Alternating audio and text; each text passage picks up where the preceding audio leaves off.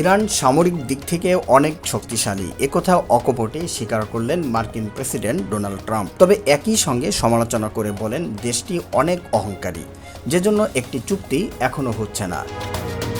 NBC নিউজের meet the press অনুষ্ঠানে সঞ্চালক ক্রিস্টেন ওয়েলকারকে তিনি এসব কথা বলেন। তবে ইরানকে অবশ্যই একটি চুক্তিতে আসতেই হবে, এছাড়া ইরানের সামনে কোনো বিকল্প নেই।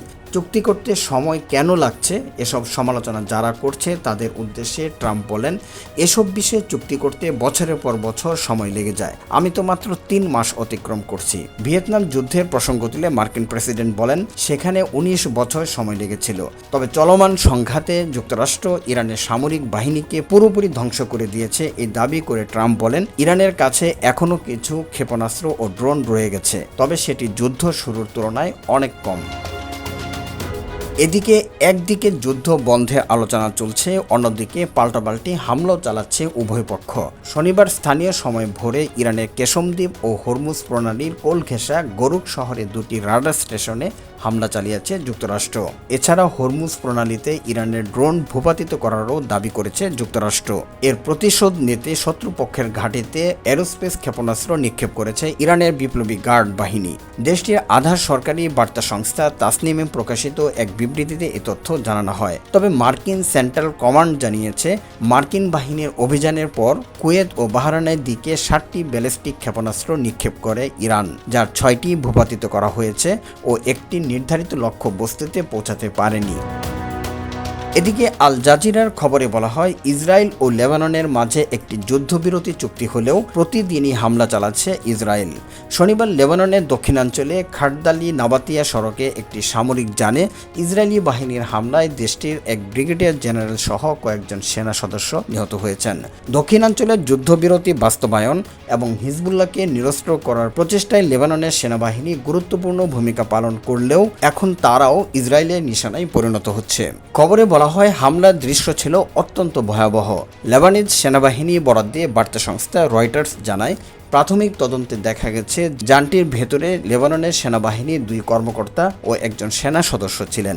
যুদ্ধবিরতি চলা অবস্থায় দায়িত্ব পালনরত সেনাবাহিনীর উপর হামলার ঘটনা পরিস্থিতি আরও অস্থিতিশীল করে তুলতে পারে। প্রাথমিক তথ্য অনুযায়ী লক্ষ্যবস্তু হওয়া সামরিক যানটি সম্পূর্ণ ধ্বংস হয়ে গেছে এবং প্রায় ছিন্ন ভিন্ন অবস্থায় পরিণত হয়েছে। ঘটনাস্থলের আশপাশে মানবদেহের খণ্ডিত অংশ পাওয়া গেছে।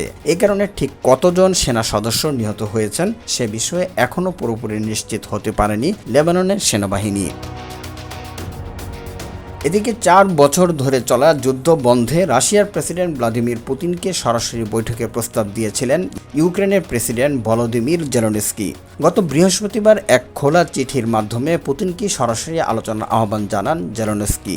ইরান যুদ্ধ নিয়ে ব্যস্ত যুক্তরাষ্ট্র এখন আর রাশিয়া ও ইউক্রেনের মধ্যে যুদ্ধবিরতির বিষয়ে সময় দিতে পারছে না বলে মনে করেন জেলেনস্কি। তাই বিষয়টি নিয়ে নিজেরাই একটি সমাধানে পৌঁছানোর চেষ্টা চালাচ্ছেন। তবে পুতিন জেলেনস্কির চিঠিকে অমার্জিত আখ্যা দিয়ে সরাসরি বৈঠকের অনুরোধ প্রত্যাখ্যান করেছেন। নিজের আগের অবস্থা পুনর্ব্যক্ত করে রুশ প্রেসিডেন্ট বলেছেন, কোনো ধরনের যুদ্ধবিরতির আগে শান্তি আলোচনা হওয়া উচিত। পুতিনের প্রতিক্রিয়া শোনার পর জেলেনস্কি বলেন, রাশিয়া আবারও যুদ্ধকেই বেছে নিচ্ছে, পুতিন যুদ্ধ শেষ করতে চান না। আমার মনে হয় তার এই উত্তরে বিশ্বের অনেক মানুষই হতাশ হয়েছেন। এদিকে সাম্প্রতিক সময়ে ভারতে আলোচিত নতুন দল তেলাপোকা পার্টির প্রথম বিক্ষোভ সমাবেশ অনুষ্ঠিত হয়েছে। দলটির প্রতিষ্ঠাতা অভিজিৎ দীপ শনিবার সকালে ভারতে ফিরে দিল্লির যন্তর মন্তরে একটি বৃহৎ বিক্ষোভ কর্মসূচিতে অংশ নেন। দলটি প্রকাশ্যে আসার পর এটি তাদের প্রথম বিক্ষোভ সমাবেশ।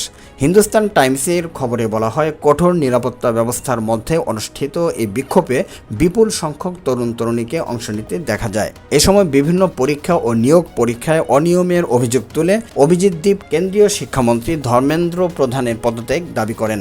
এছাড়াও বিক্ষোভ সমাবেশ থেকে 5 দফা দাবি তোলা হয়। দফাগুলো হচ্ছে, যথাযথ প্রশিক্ষণের পর শিক্ষাক্ষেত্রে ডিজিটালায়ন, মণিপুরে শিক্ষা ব্যবস্থার স্বাভাবিক কার্যক্রম নিশ্চিত করা, প্রতিযোগিতামূলক পরীক্ষায় স্বচ্ছতা ও বিশ্বাসযোগ্যতা নিশ্চিত করা, শিক্ষার্থী ও অভিভাবকদের বাস্তব সমস্যাগুলোকে অগ্রাধিকার দেওয়া এবং শিক্ষার্থীদের মানসিক স্বাস্থ্য ও জবাবদিহি নিশ্চিত করা।